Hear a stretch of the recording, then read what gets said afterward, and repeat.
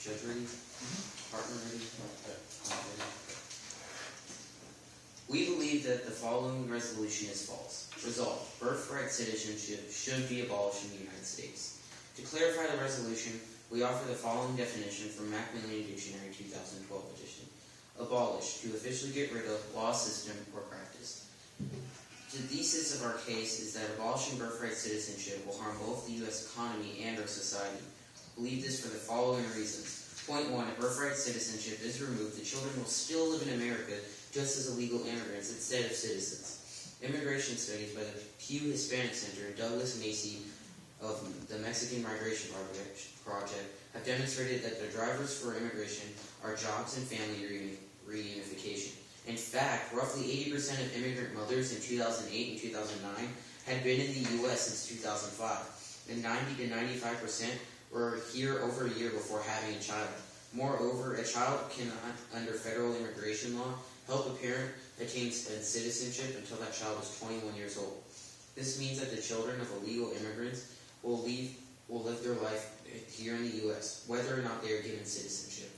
Not giving these children birthright citizenship is immoral and will harm the economy of the U.S. Subpoint A is economy.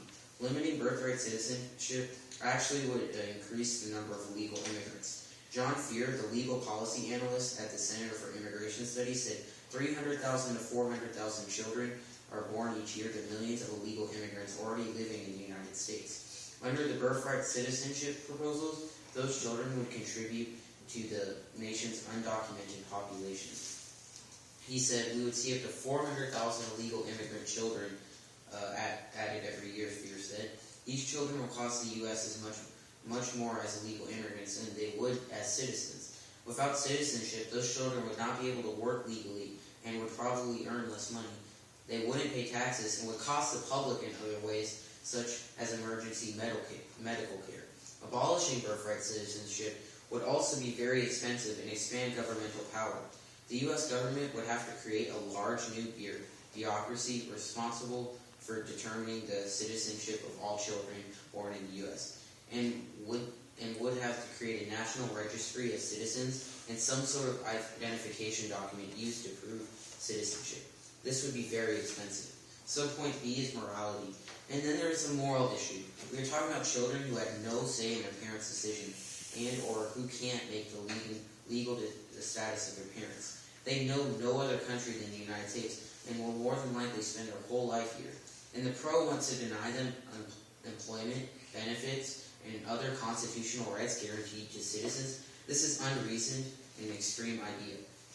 Point 2, abolishing birthright citizenship would create a racist class system in the U.S. Civil rights advocates are concerned that ending birthright citizenship would create a two-tiered class system in the United States, with an underclass that Van Hook's research shows could be nearly twice the size of Arizona's current population in 4 years.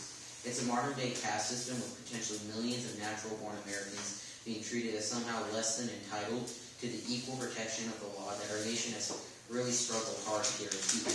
Said Wakeman and Henderson, president of the Leadership Conference on Cuban Civil and Human Rights, an advocacy group based in Washington, D.C.